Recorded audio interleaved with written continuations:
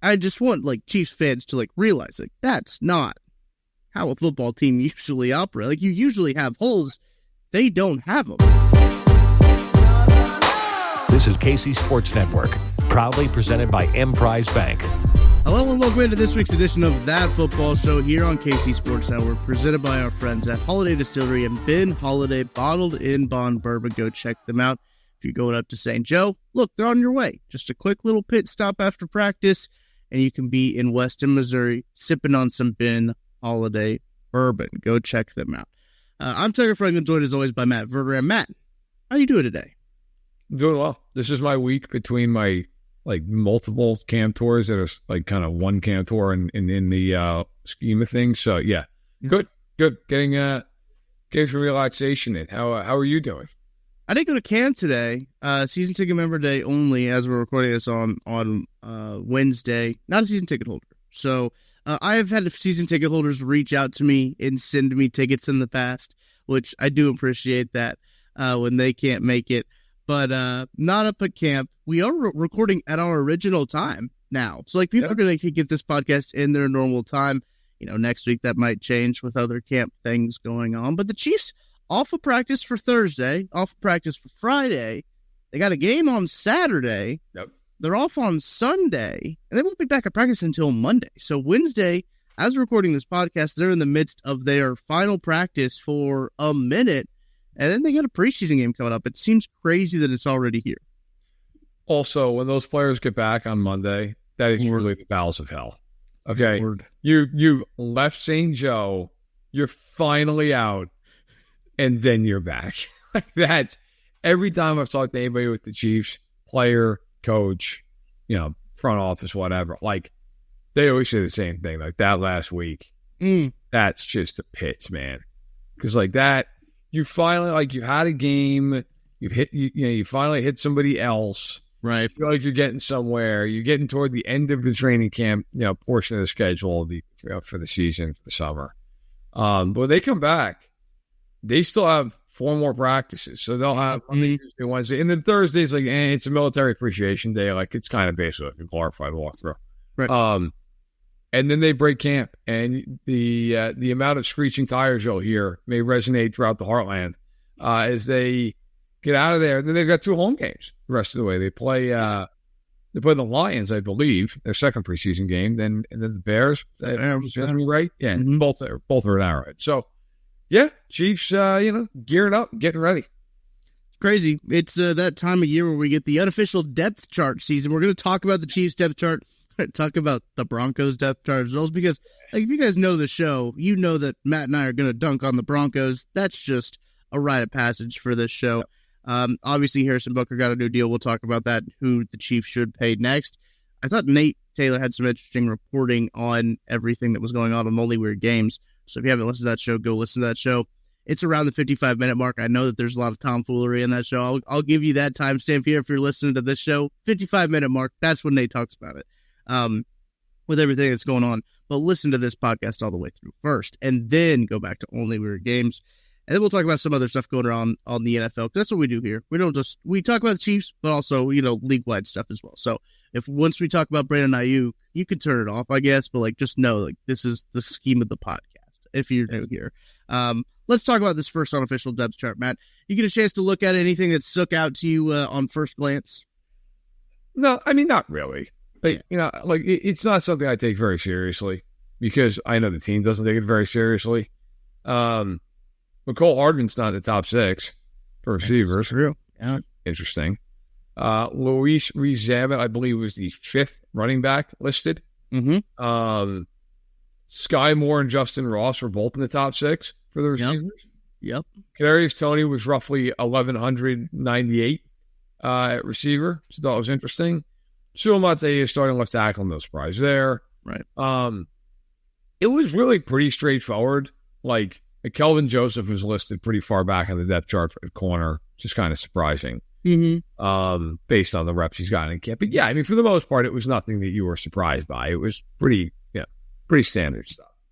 I thought it was funny Carson Steele's listed at fullback. So they're officially listing him at fullback when he's been obviously a running back, and he's been getting a lot of reps in. I do love me some Carson Steele. Maybe they do keep a fullback. I really doubt it since last year they did it, but you're right. There's not a whole lot of there's not a whole lot of things up in the air with this team, right? Like, we talked about that, I think, last week of like, you know who the starters are.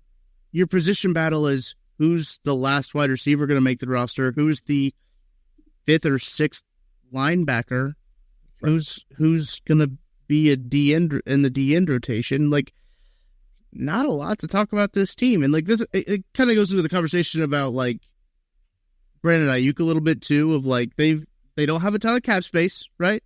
And usually good teams don't have cap space because they're paying players. Like, that's just kind of how this works. And there's not a whole lot of things that are up in the air here because they're really good. Yeah, I mean, once you start paying your quarterback, you don't have a lot of cap space. Yeah. That's reality. And, listen, I mean, I've been to Packers and Vikings camps. I've been to the Chiefs camp. Starting on Monday, I'll go to the Lions, the Bengals, the Colts, and the Bears, and I'll also see the Cardinals as a joint practice. But the reality of it is, when I go to those camps, like before I go, I make notes because I'm a professional and stuff. And so I will sit there and I'll look at, okay, like, what are some things I want to watch? What are some positions I want to watch? The Bengals are a team that I think most people say, yeah, it's a contending football team. It's a very good football team. I could give you a bunch of things with the Bengals that I'm looking at and going, okay, like Amarius Mims, rookie tackle. What does he look like? I'm looking at the backfield, sans Joe Mixon, Chase Brown. Like, what does it look like? I'm looking at the battle for who the hell is going to be the third receiver. Is it Iasevis? Is it Trent Irwin? Who is it? I'm looking defensively now. Cam Sample tore his Achilles. He's out for the year. Like, what does that rotation look like? I'm looking at the back end of the defense, like brand new safety room for them. They bring back Von Bell. They bring in Geno Stone. Owuze's gone at corner. Like, I just ripped off 5 things that are real things. Like, what is that like? Those are real questions. Baltimore's, I'm not going to their camp. I think Albert Breer's doing that for us. But if you look at, like, Baltimore with the AFC title game last year, I mean, 3/5 of the offensive line is brand new, and Clowney's not there anymore, and Stone is not there anymore on the back end. And I mean, I can sit there and go through a ton of stuff about, who's the number 2 receiver after Zay Flowers, and so on and so on and so forth. You go to Chiefs camp and you're like, all right, so who's going to make the roster that I'm just going to forget about come week 1? Because you're never going to see him anyway. Like, the only real thing is left tackle. And Joe Mathia won that battle fairly quickly. Like, now the question's going to become, look, on Saturday we're watching the game, we're all sitting there watching it. The only thing I care about, other than like them not getting injured, how does that kid play? Yeah. I don't care what the score of the game is. I don't care if they win or lose. I don't get, like, if Mahomes goes 4 of 10 for 49 yards, who cares? Like, is anyone really like, oh my God, he forgot how to play football? Like, none of this matters. I don't care if Kelsey drops a pass. Like, it doesn't matter. Sure, yeah, you'd love to see him come out and play great. That's football. Like, it doesn't really matter. I want to see how Sua Matea plays against a group that, if they play everybody, they've got a couple of really good pass rushers. Like, what do you see out of him? And if you see good stuff, I think that's great. But, like, really, that's it. I mean, other than that, you are really talking about just depth battles. That's all. Like, who's going to be the last receiver? Who's going to be the last linebacker? That's it. Everything else is already pretty much set in stone. I love that how you laid that out, because it is so rare. Like, this is like the teams operate like this. Even the 49ers, who were in the Super Bowl last year, are having a whole lot of consternation inside of their building, like with everything going on. They have a lot of question marks going around their place too. It's so like this is not normal to like have a roster that's like so set. There's nothing out here. Like, I mean, when I'm out at camp, I'd like tweet videos out of like Luis Rees-Simmons, like, oh, he could make the roster. But like, that's the level of guys we're talking about. Swayze Bozeman. We're talking about Swayze Bozeman level guys. We're talking about, Fabian Lovitz. We're talking about guys that they've brought in on UDFA contracts of like maybe sneaking in, which I just want like Chiefs fans to like realize, like, that's not how a football team usually operates. Like, you usually have holes. They don't have them. And here's the thing too, is that like they keep locking down like these pieces too. Like, they keep being able to pay everybody, which is also one of the things that's just like, Maybe you can just pay everybody because they're figuring it out. I don't know. Well, so two things. Like, to that point, I was at Vikings camp and they signed Fabian Moreau, and Fabian Moreau immediately was the starting cornerback. Let's just immediately, they're like, that's fine. He's in there now. That would never happen in Kansas City. Yeah. Like, ever. And then as far as like paying everybody, I mean, like they paid a lot of guys. They traded away Tyreek Hill and they rebuilt their whole defense. They let Tyrann Mathieu walk. I mean, that to me is Brett Veach's capstone. They had an offseason where they let Travarius Ward walk. And I can tell you for a fact, I reported on at the time, they did not want to let him walk. They tried to sign him. Yeah. They got outbid. Then they were willing to let Tyrann Mathieu go. And they traded Tyreek Hill. And they have not lost the Super Bowl since. Insane. Like, they've won every Super Bowl since they did that. I also remember one night, I assume most people know this, maybe some don't. The night that they signed Joe Thuney, I was up till 3 a.m. texting back and forth with somebody with the Chiefs because they were very aggressively trying to also sign Trent Williams. Yeah. Like, they were just trying to bring them both in simultaneously. And it came very close to doing it. Look, the point is, you're right. Like, their roster is so good that I think sometimes it almost does kind of get taken for granted by fans. And that's not a criticism of fans. It's just like, look, you become almost used to it. Like, you're like, well, that's human nature. Yeah. Yeah, right. Like, this is what we are. This is who we are. What this team's done is ridiculous. And it really, I mean, look, it starts obviously with Andy and Brett and the coaching staff, and then Pat and Travis and Chris. But what the real meat and potatoes of this is the way they've drafted the last 4 years. When you draft like that, that's when, to your point, that's why they can keep so many guys, because they have so many cheap players. I mean, if you go and look, okay, so Veach, his first draft that he was in charge of was the one right after Mahomes. 2018, yeah. It's one of the worst drafts you'll ever see. It's bad. It's not good. Okay, Breland Speaks was the number one pick there, and he was the second rounder. And they took Noddy, who ended up being for a third round pick. Fine. Yeah. Since then, their draft classes have just been like outrageously productive. Right. So in 2019, they don't have a first round pick because they got Frank Clark with that pick. Mm-hmm. They took Hardman. They took Thornhill in the second round, which are both for second round picks. Those are good picks. Yeah.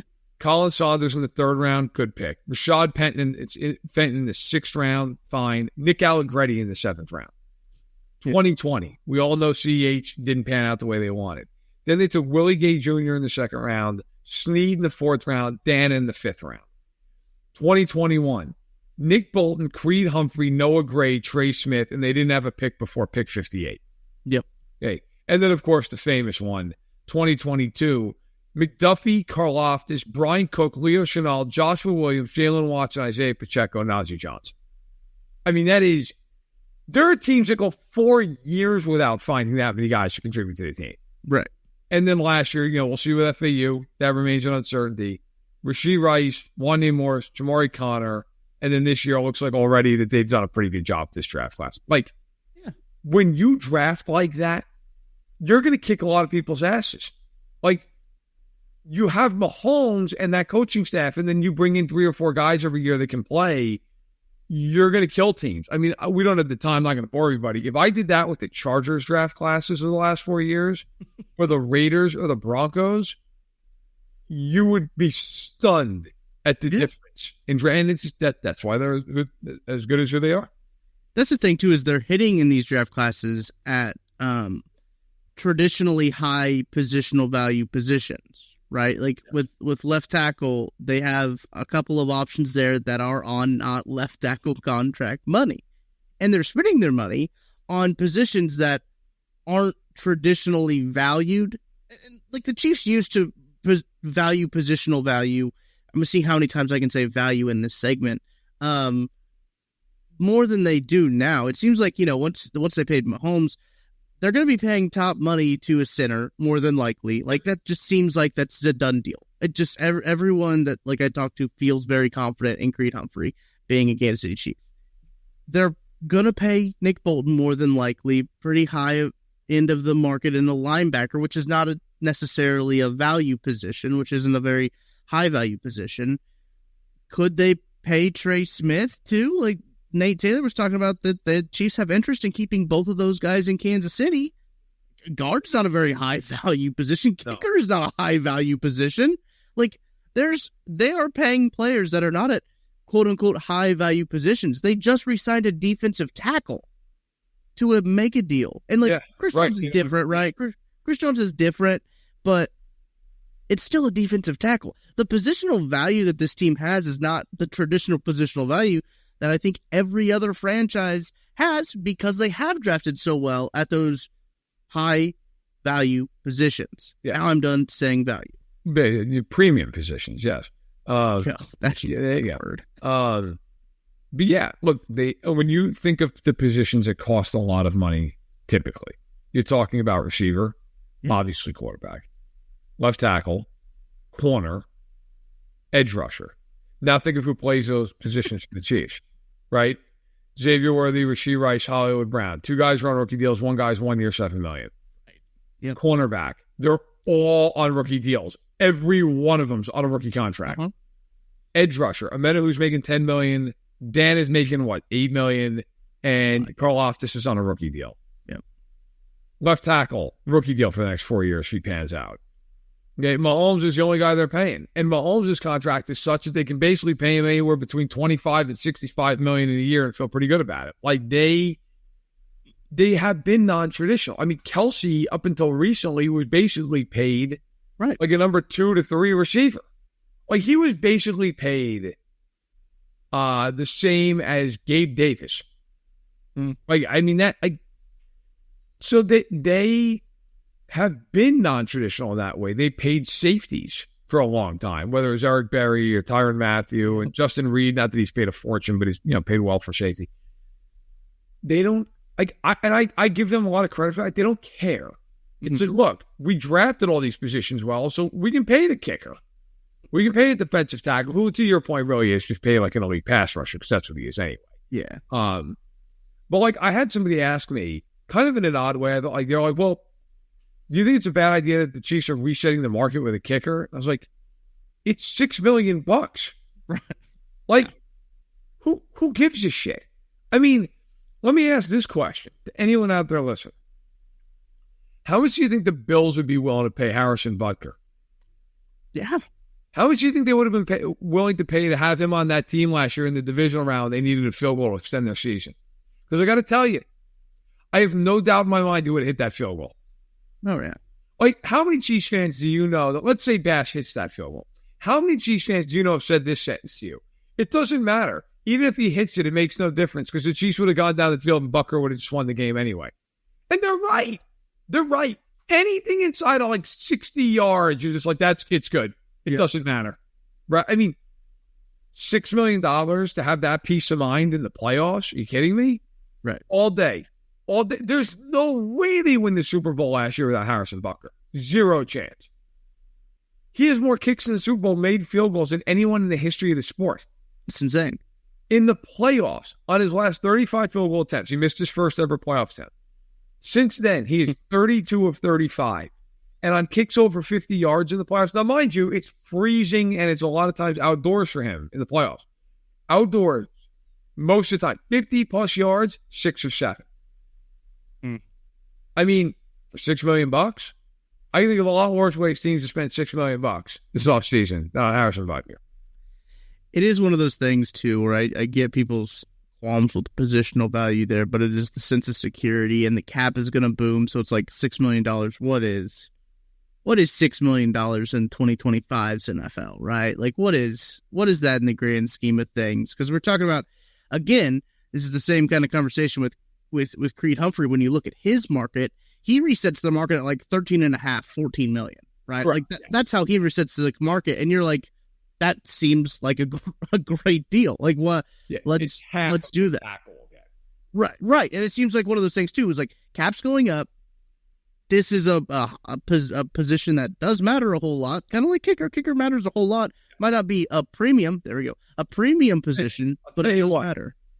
It matters a whole hell of a lot when the guy you have lining up, you're like, this fucking guy's going to miss. Well, Harrison Butker got hurt. Remember when Harrison Butker got hurt? They had to bring in like practice squad guys. It was an adventure, right? I mean, yeah. What was his name? Amendola, right? Yeah, that's what I was gonna say. I was like, is that right? Yeah, Matt Amendola. Yeah, that Colts game. I still have nightmares of that game. Okay, how important was it when Win Elliott was on the team? It kind of mattered then. Like, if you got a great kicker, you keep him. I was saying this on the radio to Jason Hansen here. Butker might be the first guy ever, seriously, to never make an All-Pro team or a Pro Bowl and go to the Hall of Fame. Yeah, that is actually insane that he hasn't made either of those. Because he's always behind Tucker. Right. But when you look at it, and Tucker, of course, is going to go to the Hall of Fame, but when you look at Harrison Butker's career, he's a 3-time Super Bowl champion. He's 89.1% on field goals. He's had 3 years, by the way, where he's been up over 90%. I mean, the only year that really hurt him was 2022 when he got hurt. He was never really right. He was 75%. Other than that, he's never been worse than 88.9% in any given year. I mean, he's ridiculous. The guy never misses. And in his career, in the regular season, on kicks from 40 to 49 yards, he is 48 of 55. But just doesn't miss. And on kicks from 50-plus yards, he's 28 of 40. And in the last 4 years, on kicks 50-plus yards, if I can do this quickly, he's 19 of 25. I mean, that's 76%. Like, if you line him up from 50-plus yards over the last 4 years, anyway, we're talking 60, 61. Hey, he's 76% to make it. And he plays at Arrowhead. It's not like he plays in Detroit with a dome or something. Like, right. He plays at Arrowhead Stadium. It can be windy. It can be very cold. Weather, 76% from 50-plus. He's not bad. Yeah, it's a contract that I don't mind at all, truthfully, especially because of, like, he also didn't blow the market out of the water. I think, like, when you hear highest paid contract in NFL history for a kicker, you're thinking, holy cow, how much money? He only made, like, what, $400,000 more than the next guy or something like that? Like, it's not that much more than whoever was at the top of the market. I don't know off the top of my head, but he didn't blow the market out of the water. Not all kickers are making $2 million and he's making $6 million. That's not how it's working. But, no, I think the contract works good. I think I'm fine with it. I've got no qualms. Not my money. So even if I did have qualms with it, I wouldn't do anything. Like, they wouldn't listen to me.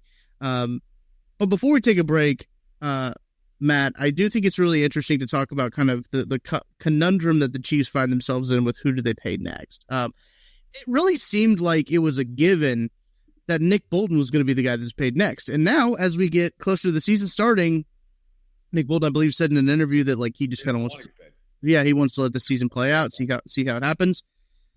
But now Nate Taylor, as I said, was reporting on The Athletic, reporting on Only Weird Games, that the Chiefs are inclined to keep both Trey Smith and Creed Humphrey if they can lock them down early. It's a very kind of an emotional play for the Chiefs because those two guys are great friends. Yes. They've known each other since Nate said this is sophomore year in high school. I didn't realize they went that far back, but they've known each other for a long time. They're best friends on and off the field. They're trying to play to that for both of those guys. Understandable. Look, I'm a recruiter for Rutgers. I understand the emotional play. Yeah. I do think it'll be interesting if they are able to sway both of these guys, and that probably includes Trey Smith taking considerable discount for what he would get in the open market, I would think. So I'm going to get this in a second, but I have to know, have you taken the Scarlet Knights to glory yet?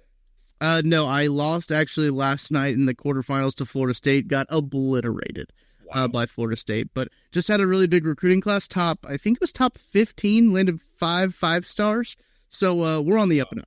Yeah. Tell you what, you get 5 stars to Piscataway, New Jersey. Let me tell you something. I've been to Piscataway. Okay. You get 5 people calling Piscataway, New Jersey who had other options. You've done something. Look, so my own reporting on this, and obviously Nate is beyond reproach. Before camp, I reached out to some people in the know about this, and I was essentially told, look, we would love to extend all 3 of them. That's the goal. But I always was try to how to word this correctly. I always got the sense that Humphrey would be the one that was the quote unquote easiest one to do.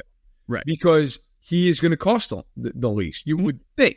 you would think. Now, you could argue Bolton, dependent upon where you think he's going to fall on that scale. We talked about that last show, where like the scale of paying inside linebackers is just ridiculous. It's all over the place. But I think but that's what makes Bolton's contract really difficult. Mm-hmm. Humphreys is easy. Humphreys is like, all right, you're going to give him $1 million or $500,000 a year more than the top of the market. You're done. Like, it's not that hard to negotiate that contract, and paying him top of the market money is not crippling. He gets $14 million a year, right? Like you were saying. I mean, you're giving 4 years, $56 million. Figure out the guaranteed money, 40, something like that. You're good. I think that one is by far the easiest. Yep. I've also said here, and I'm sure many other places, for a while now, if I were the Chiefs, I would pay Trey Smith before I paid Nick Bolton. That is I believe that throughout the offseason. I think it's almost been like, they've got to pay Humphrey, and we all mostly agree on that. And then it's like, well, Bolton's a quarterback of the defense. And the more you think about it, they just signed Drew Tranquill for 3 years and $19 million. Mm-hmm. You're gonna really pay Bolton astronomically more than Drew Tranquill, right? He's not better than Drew Tranquill, right? I mean, and that's not a knock on Nick Bolton. That's more of like, hey, Drew Tranquill's a damn good player. Mm-hmm. Nick Bolton is not better than Drew Tranquill is. Like, I just don't know. Like, now look, I'm not saying they wouldn't pay him more than Tranquill. Tranquill, in my opinion, took a deal that is. Yeah, he should have got more money. Yeah. My God.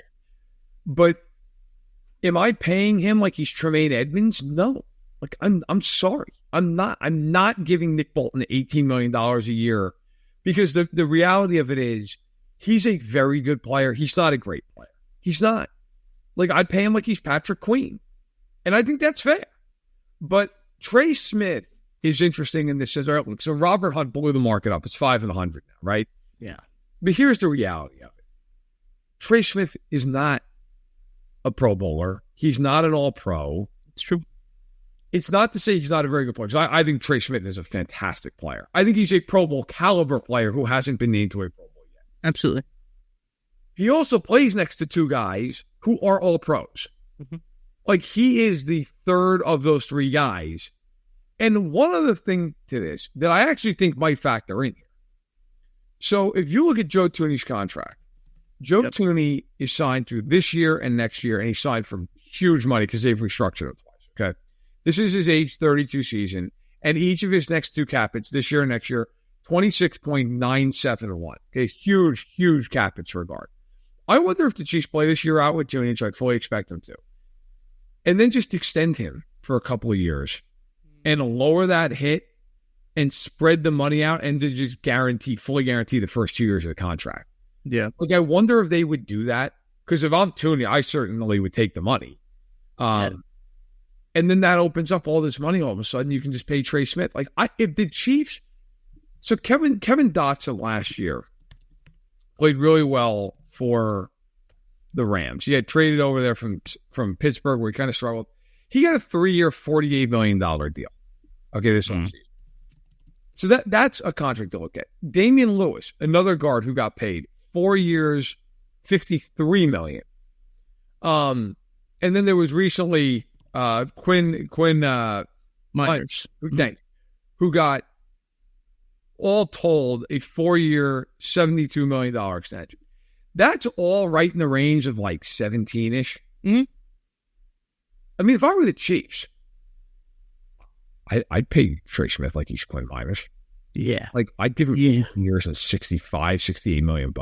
Like, I'm sorry. Nothing is more important on the Chiefs than protecting Mahomes. Nothing. I can find somebody who can plug up the run and make some tackles. I'm not saying you're going to be Nick Bolton. I can find 90% of Nick Bolton. Yeah. A hell of a lot easier than I can find a guard who, to me, if you're the Chiefs, you want Trey Smith on the team for 10 years. Mm-hmm. So if I were Kansas City, Humphrey get done first, I would absolutely pay Trey Smith. I would. And if Bolton, if they can fit it in there, great. And if they can't, you know what? You've got Chenal and you've got Tranquill. Go draft another guy. Go sign a free agent, who's a second-tier free agent, and you're probably fine. I think so, too. I think that they have the best interior offensive line in football. And the longer that they can keep that together, the better, truthfully. I've made it clear on this podcast, very big fan of both Creed and Trey. Got to talk to them at O-Line Masterminds great guys. They're phenomenal. They know a lot of ball. Like they are two guys there that are pillars and like leaders of that conference now that is so big for offensive linemen in all of football world. There's college guys there. There's coaches there. There are college coaches listening to Trey Smith talk about football. That's how much like ball knowledge that like Trey Smith has and how much respect that Trey Smith has too around this league. I think that's not nothing. There are coaches talking and like wanting to know what Trey Smith knows about the game of football. So I want to see them together for as long as they can, but we're going to take a break. We've got some stuff around the NFL. And if you guys know this podcast, you know Matt and I love to windmill 360 dunk on people. We're going to do it on the Broncos. We're going to do it on some stuff that we've seen around social media coming up right after this. We appreciate you supporting KC Sports Network by listening to our podcast. You have helped us become the highest-ranked Chiefs podcast network in 2022 and 2023. And don't forget about our daily Substack newsletter, the best written analysis you can find on the Chiefs straight to your inbox every day. kcsn.substack.com. You know when you discover a new binge-worthy show or a song that you bump on repeat and you have to share it with your friends so they can experience just how awesome it is? That's kind of what it feels like when you discover Mint Mobile offers premium wireless for $15 a month when you purchase a 3-month plan. That's such an awesome deal. There's no way you can keep it to yourself. Friends don't let friends overpay for wireless. Say bye-bye to your overpriced wireless plan and switch to Mint Mobile. Mint Mobile is here to rescue you and your squad with premium wireless plans starting at $15 a month. All plans come with high-speed data and unlimited talk and text delivered on the nation's largest 5G network. Use your own phone with any Mint Mobile plan and bring your phone number along with all of your existing contacts. Ditch overpriced wireless with Mint Mobile's deal and get 3 months of premium wireless service for $15 a month. To get this new customer offer and your new 3-month premium wireless plan for just $15 a month, go to mintmobile.com/KCSNTFS. That's mintmobile.com/KCSNTFS. Cut your wireless bill to $15 a month at mintmobile.com/KCSNTFS. $45 upfront payment required, equivalent to $15 a month. New customers on first 3-month plan only. Speed slower above 40 gigabytes on unlimited plan. Additional taxes, fees, and restrictions apply. See Mint Mobile for details. Matt, where do you want to start? Because there's a lot of stuff to talk about here. There's the Brandon Aiyuk stuff. There's the Broncos. There's, what was his name? Logan, talking some mad mess on Twitter. That in a minute. We'll get that in a little bit. I think we have to start with Aiyuk. Yeah, okay, so let's start there. Because it's a very layered conversation. It seems like this has gone on for what feels like 3 off seasons, but it's probably just 2. Feels like he won it out last year. Maybe I'm making that up, but it feels like it's gone on for a long time. There's now a source off with Pretty Ricky and Schefter and Ian Rappaport, and insiders are getting their panties in a wad. This is a weird situation. It's been a situation unseen to like what we have been used to. And Brandon Aiyuk, does it really do it? Does this trade, would a trade to any of these teams mentioned, Matt, really move the needle for you all that much? Okay, so I did a space on this on Twitter yesterday. I don't know why. I had time, and I just felt I was mad online. So I was just mad offline, and then took it online. Right. I hate disingenuous conversations. More than just about anything in the world. Okay, like if you really want to see like the full Italian come out, that'll do it. Like that drives me out of my mind. Right? It's like when someone's blatantly lying to your face and you know it. And I have a 6-year-old daughter, so that happens every day of my life. Yeah. What drives me nuts about this conversation with Aiyuk, because you see all these like the networks and the shows that come on, and they're like, well, if Pittsburgh gets him, they're a contender. No, they're not. No. Okay? Because I'm playing quarterback for Pittsburgh. So guess what? They're not contenders. New England and Washington, I'm not saying not to go get the guy. New England apparently is out because I guess Brandon Aiyuk was like, yeah, I'm good. Skip that. I'm not going to that. Yeah. Like, fine, fair enough. But like New England and Washington, the 2024 story of Brandon Aiyuk trade, if he were to go to either one of those places, is that it makes the Niners weaker. That is the only story that affects them this year. Now, you could argue, hey, look, man, if Washington gets him, they got Jaden Daniels and McLaurin and Aiyuk. Okay, fine. Hey, listen, Daniels turns out to be good, that's a fun little core. We can see where they build off of that. Quinn's going to get the defense going. I actually think Washington might be better than people think this year. They're not going to the Super Bowl. Like, I think Washington is the team that makes the most sense, quite honestly. Okay. Yeah. They're a team that they're trying to build for the future. You know, Adam Peters, the GM, is from San Francisco. He was there when they drafted Aiyuk. Like, it makes a lot of sense. New England, I also get why New England would do it, because you're sitting there going, hey, look, we got to get somebody in there for Drake May. Somebody's got to catch the damn ball. Yeah. Okay. Like, I understand that. I get it. The Pittsburgh thing, I'm of two minds of. I understand why they would do it, because then you have him and Pickens, and you got Freiermuth playing tight end as a good player. Fine, you know, Jalen Warren at back. Everybody talks about Najee Harris. He's second best back on the team. Like, Jalen Warren's actually like considerably better. It was why they declined Harris's option. But if you look at it from a different perspective, I don't know how much sense it makes. So you're going to have to give up real capital to get him. Okay, first of all, you got to pay him a fortune. Second of all, you got to get draft picks. Now, if I'm San Francisco, Pittsburgh's good enough that I'm like, yeah, I want a first-round pick. Yeah. Like, I don't want a second-round pick from you. I want a first-round pick. Washington and New England, yeah, all right, I'll take 2 seconds. From you, if you're Pittsburgh, I want a first and a third. They can be different years, whatever, but I want a first and third.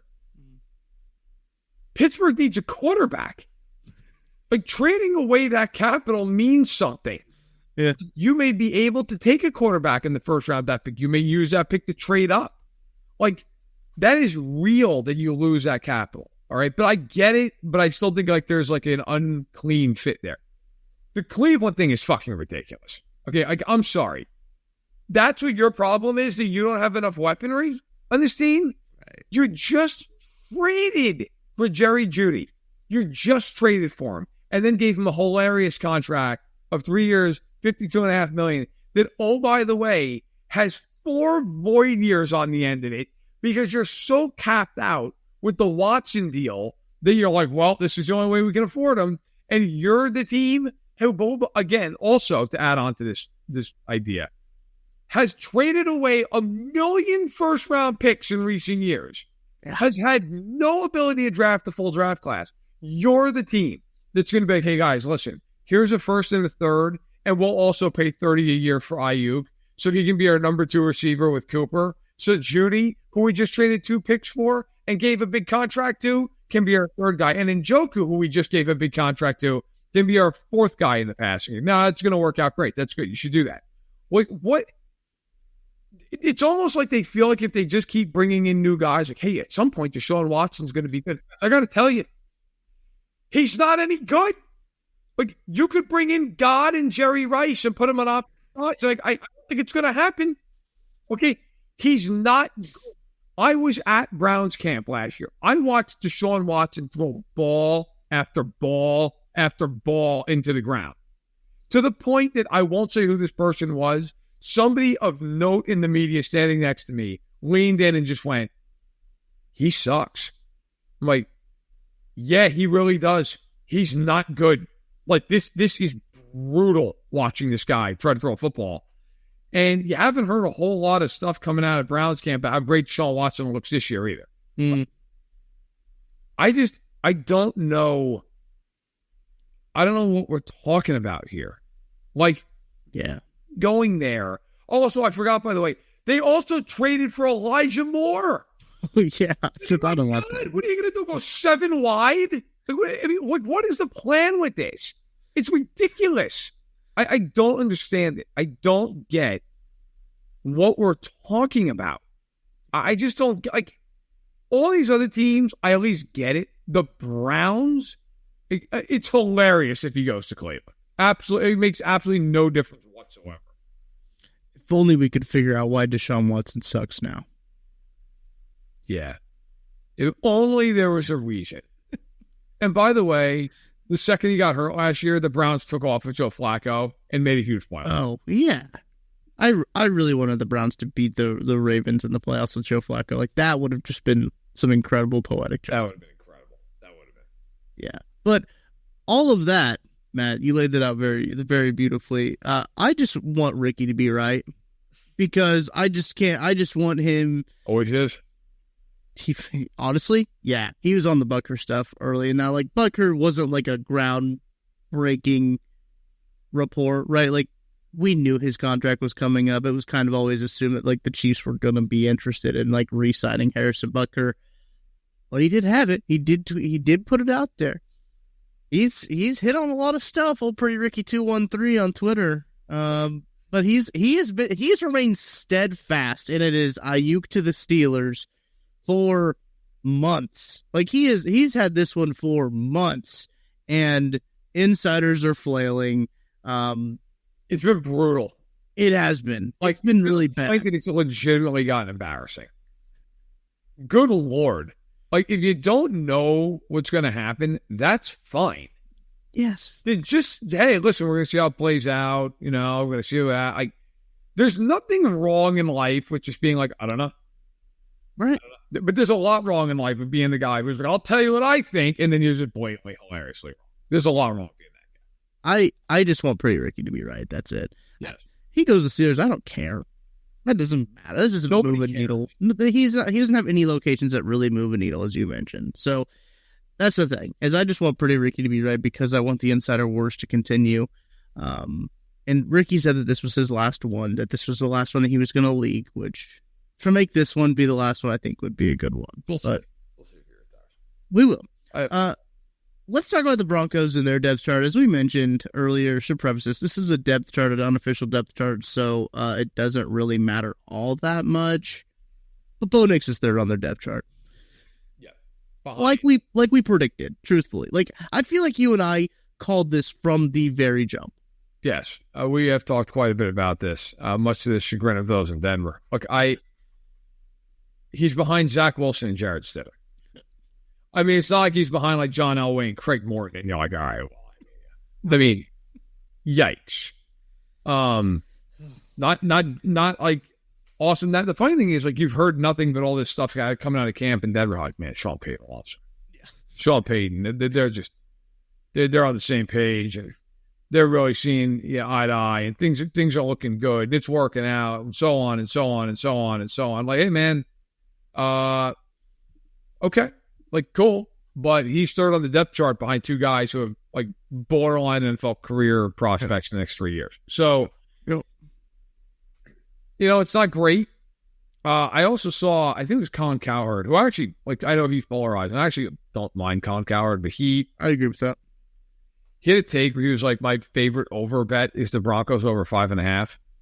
And listen, man could be right. That would not be my favorite over bet. Hang on, I gotta look up their schedule now. Okay, yeah, we can because they do play the NFC South. So like, yes, the NFC South also plays Denver. So I mean, it's, glass half full, glass half empty. Yeah, no, go ahead and pull it up. But I mean, I saw that and I was like, yeah, I don't know, man. Like, I'm a big believer in, like, who's your quarterback? And it's not like Denver's one of these teams that look and go, hey, Denver's loaded. It's just the quarterback's a question. Like, Denver's atrocious outside of Cortland Sutton and, like, maybe Tim Patrick. And, like, Tim Patrick, I'm really rooting for him because absolutely the guys had 2 season-ending injuries, like, the beginning of each of the last 2 camps. But, man, that's a whole lot of stock you got to buy in Cortland Sutton and Tim Patrick. Mm-hmm. Like, I think, like, part of the argument was, like, he was like, they have a really good offensive line. I'm like, do they really? They have an expensive one. I don't know that it's that good. Right. Like, they've spent a lot of money to not be that good up front. Do you have their schedule pulled up? Yes, I do. Okay. They kick it off with the Seahawks. Where? In Seattle. Oh, that's a loss. So it looks like Broncos or Steelers at home. They're losing that game.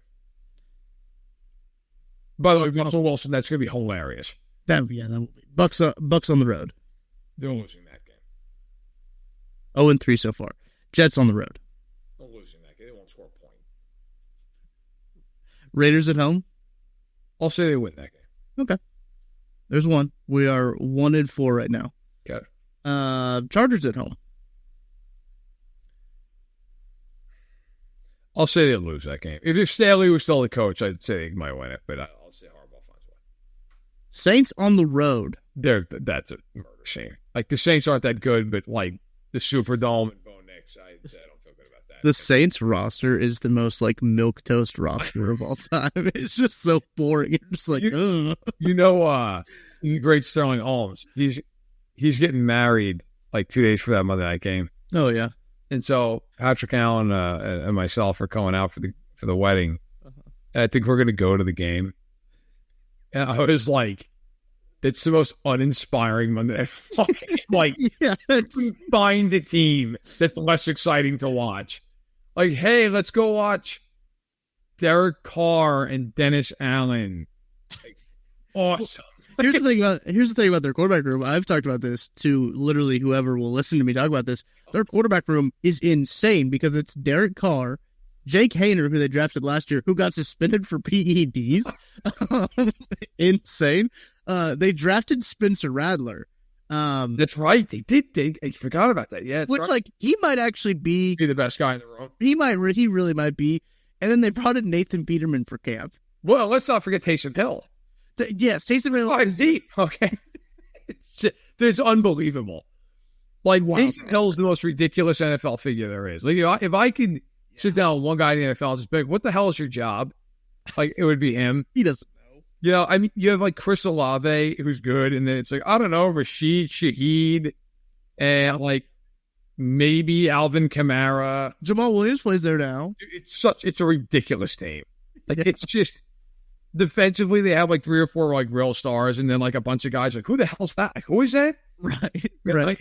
They have the 2013 Chiefs defense, not 13, 20, probably closer to 2019, but. I mean, it's like Tyrann Mathieu, but like 5 years older. And, right. Like what's his? Cam Jordan's a great player, but like elderly at this point. Like it's like the most ridiculous. You're like, oh, Marshawn Lattimore still plays in the league. Like he's terrific, but like, you don't even remember him because he's on the yeah. Right. But in any event, I think the Broncos are gonna get their teeth kicked in that game because it's in New Orleans. So we're at 1-6. It's not great. They host the Panthers. Yeah, they'll win that game. 2-6. Okay. Going to the Ravens. I'm just gonna go ahead and. That's a law. Yeah, that's one of those where like the line's 14 and people try to talk themselves into bet. Like, oh, well, that was like cover, and then it's 28-3. Like 10 minutes left to go in the second quarter. And then they go to Arrowhead. Come to Arrowhead. Oh my God, they go to Baltimore, Kansas City in back-to-back weeks. Yeah, they do. Oh, it's a tough swing. I'm gonna go ahead and give that a loss. Yeah, that's a tough one. Host the Falcons. I think they'll lose. Atlanta's got a lot of offensive talent. So we're at 2. Is it a primetime game? At 3:05. Okay, no, we're good. Cousins is good. Going to Vegas. They'll lose. I'll say they split with the Raiders. I'll say. Host the Browns. Sorry, I lost my spot.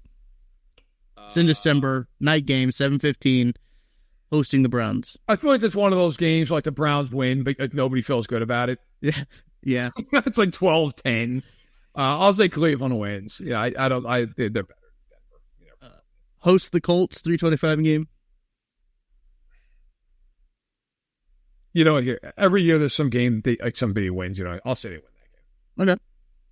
So we've got them at 3 wins now. They're gonna have to.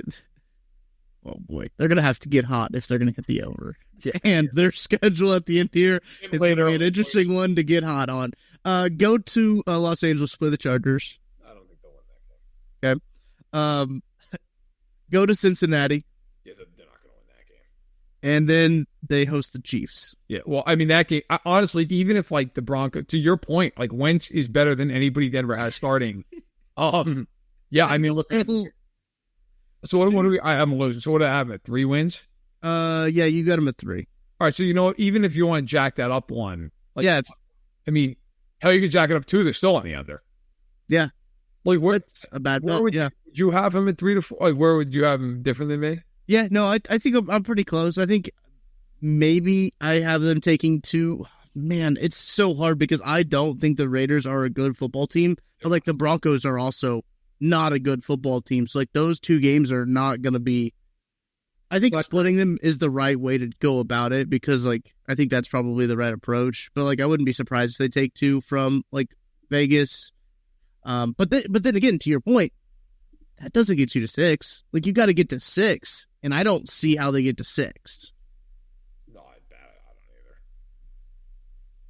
I don't.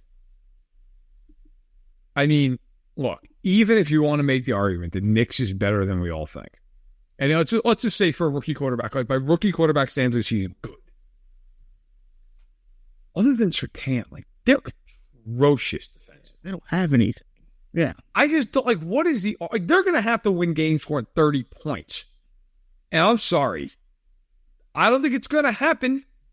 Like, I just don't see a whole lot of 30-point days out of, like, Javonte Williams, Cortland Sutton, Tim Patrick, and Bo Nix. I just don't see it. Like, yeah, man, you could argue to me that the Raiders are better than I think they are, because you could be, look, Minshew's a serviceable quarterback. The defense looks okay. Yeah. Patrick Graham is a really good coordinator defensively. Mm-hmm. Yep. And, like, they'll just find their way to, like, 8-9 or something. Yeah. Like, you could, I don't think that's going to happen. I think they're probably like 6-11. But you could make the argument that, hey, you know what? Listen, they got Crosby and Wilkins up front. They can figure some things out on the back end. And, offensively, you've got Adams, you've got Myers, you've got a couple of these rookie, or second-year tight ends like Brock Bowers and Michael Mayer. Like, I don't think that's enough to be good. But you could at least make like a reasonable argument. They're like a borderline, like 7-8 win team. I just don't see it with Denver. I really just... I feel like their offense is going to be everything being thrown 3 yards horizontally. Yeah. And that's great in college, where the hash marks are 8,000 miles wide, and you can just go wide side of the field. If you got an athlete, that guy makes one person miss, and it's like a 10-yard gain. In the NFL, where the wide side of the field is not as wide, and all of a sudden you're like, you know what? That guy over there, the corner... He was also All-America 3 times over. Like, he's not going to miss that tackle. And he's going to close at twice the speed of that guy over at Vandy who's selling insurance now. Like, it's tough. It's tough to move the ball consistently like that. So, yeah, I really don't see it. I was trying to look up what the Raiders' win total was, because they could be, I think that they are probably a sneaky good overbet because of the defense that they could play. But, like, again, you mentioned Gardner Minshew's going to be... It's hard to bet on that guy for me. Very serviceable backup for the Colts last year. I mean, he had them in playoff contention and all the way until the end. Now they got Anthony Richardson back in Indy. Excited to see what they got there. But Flacco backing up. Their quarterback room is consistently wild, too. Like, the Colts always have a weird quarterback room. My God, they've had different starters pretty much every year since Locke retired. By the way, just want to throw this out there. Jazz forward, Lauri Markkanen, 5 years, $238 million extension. Just wanted to throw out, I know this is a football show, but when you see a $238 million extension, it's got to be mentioned. And it has now been mentioned. Wow. Yep. Basketball money's different, man. It is different. like Lauri Markkanen. Whoa. Okay. That's crazy.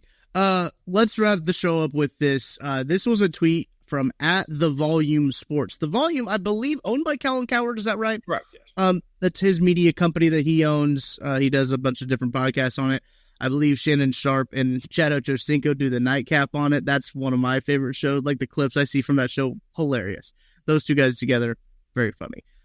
This is from Logan Camden. Was not aware of this man until today. When Matt had sent me this tweet. The tweet says, quote, "I think he's got an argument as the best playoff performing quarterback in NFL history." Quote, Logan Camden says Josh Allen is the most underrated QB in the NFL.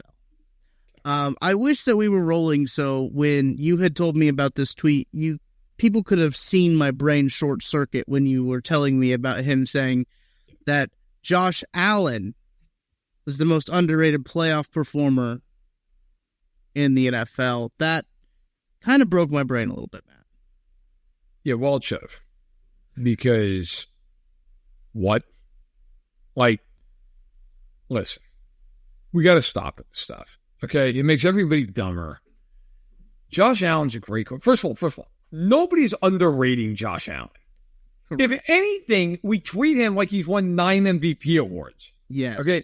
The only person you could argue is underrating him is Nick Wright, because at this point, I think Nick Wright is just leaning full throttle on He that. tries to go the other way. Right. Like, he's going the other way. Yes. Josh Allen has played, let's see now, I want to make sure I'm right with this. He's played 6 seasons. He is a 2-time Pro Bowler and a 1-time second-team All-Pro. All right? Fine. Good career. He has played 10 playoff games. He's 5-5 in those games. Now, his total numbers are very impressive. He has thrown for 21 touchdowns and 4 picks. Great numbers. Yeah. Here's the problem with this. Okay? There's some numbers that you don't hear in that statistic. So, first playoff game ever played, they blew a double-digit lead to the Texans the week before the Chiefs took out the Texans on their way to their first Super Bowl with Mahomes. Allen was 24 of 46 in that game for 264 yards, sacked 3 times. He ran for 92 yards, which is always the argument. He also caught a touchdown pass that game. He had a quarterback rating of 69.5, averaging 5.7 yards per attempt. They lose. 2020. The Bills are a really good team. They go to the playoffs hot. He has a good day against Indianapolis, 26-35, 324 yards, 2 touchdowns. Great game. Yeah. The following week, 23 of 37 against the Ravens, 1 touchdown, no picks. Only threw for 206 yards, 5.5 yards per attempt. And he rushed for 3 yards on 7 attempts. It's not great. Following week, Chiefs blow the doors off the Bills in the AFC title game. 28 of 48, 287 yards, 2 touchdowns and a pick. He sacked 4 times, and most of those yards, and you can look it up, came in garbage time. He had about half those yards for the fourth quarter when they were down 38-10, I believe it was, 38-15. Then they play. This is the game. This is where he made his money in the playoffs. Okay, they play New England in the wild card round 2022. Yep. Well, January 2022, 2021 season. He goes 21-25 for 308, 5 touchdowns. Like, unbelievable game. No, okay, the Bills 4-7 points. And then, of course, famously, the 13 seconds game. Right. Which he was amazing in. He was awesome in. And then 329 yards, 4 touchdowns, also ran for 60 yards. Since then, I got to tell you, it's not been great.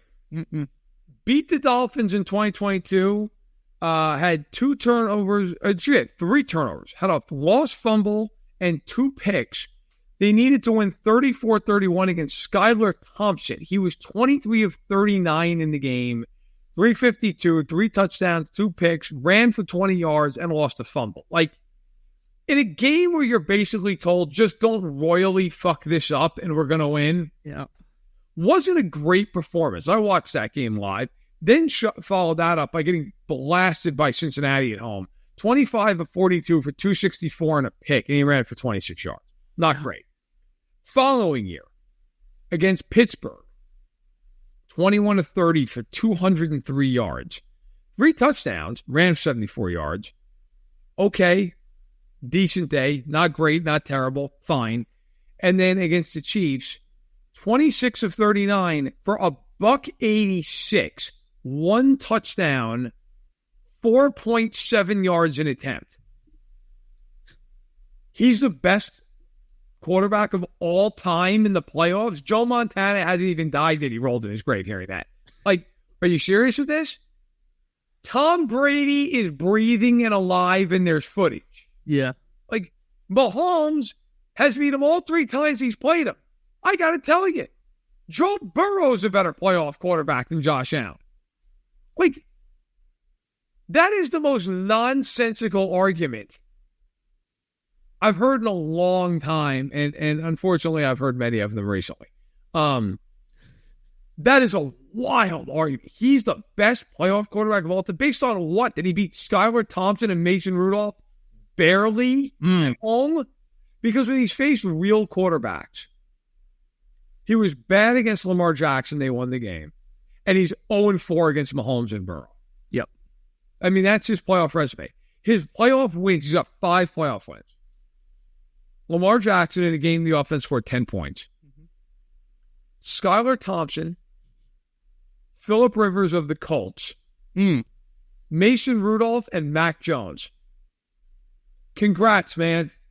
The best quarterback of all time in the playoffs. Those are the wins.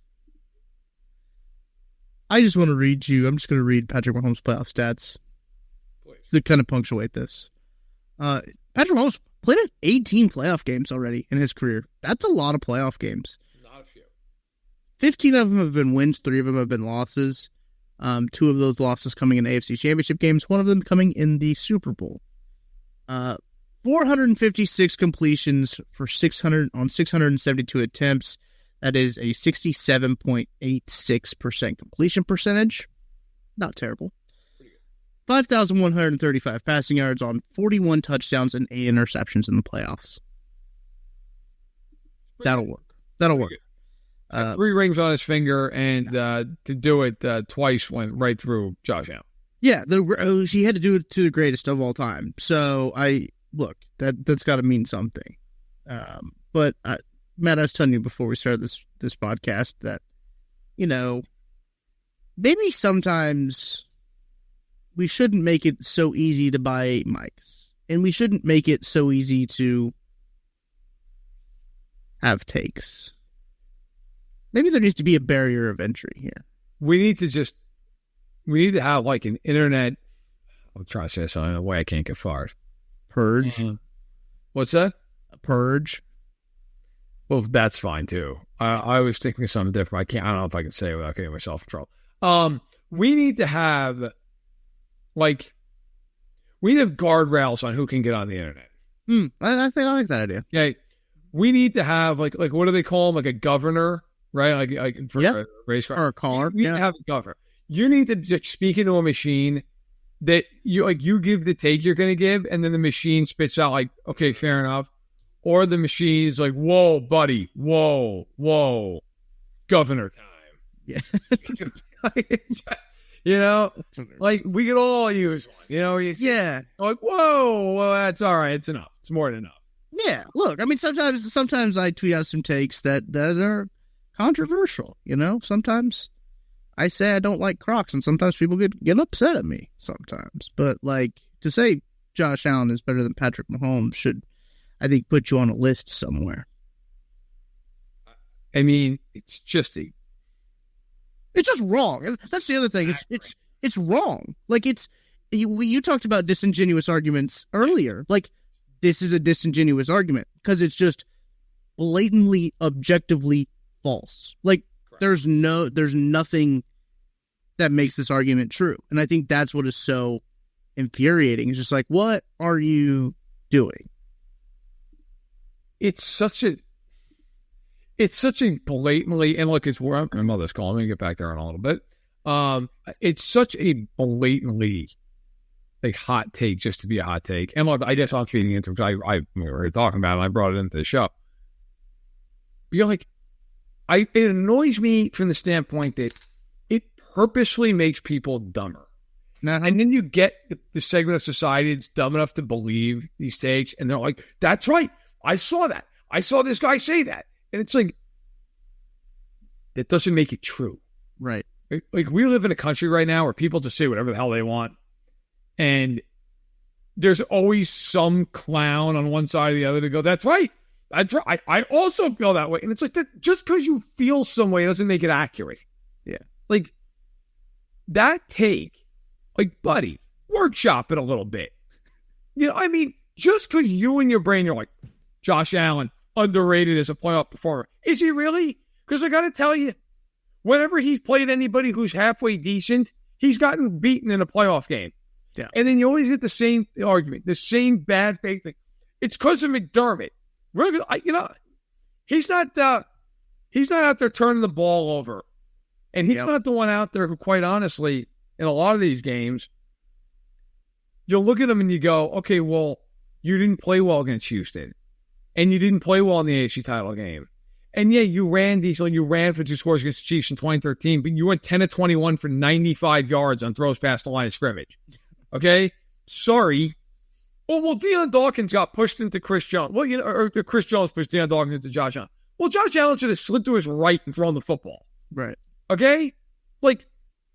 There's a million ways to skin this thing. And you could sit there and you could even come to the conclusion, hey, he's a really good playoff performer. Cool. That's fine. Yeah. Not the best of all time. What are you talking about? Just a staggering collection of nonsense from that day. It is. It's good. It's good to get a windmill 360 dunk session in here to end this podcast. It always is a good little Vin session here. As we wrap up the show, I'm gonna go look at our podcast reviews. Look, if you leave a 5-star rating and review on the KC Sports Network Apple Podcast, I will read it on the air, and we don't have one. So you guys got to get to it. You guys got to start leaving 5-star reviews so I can read one on the air. Also, you can text the Met Mobile hotline 913-407-6524. I got that thing on me. It's right here. I got it. I changed the wallpaper on it. I finally figured out how to change the wallpaper on the Android. The KCSN logo. So we are cooking officially on the Met Mobile hotline. Go check them out. Go check us out there. So that's going to do it for this week's edition of That Football Show. I'm Tucker Franklin for Matt Verderame. We will catch you guys next week.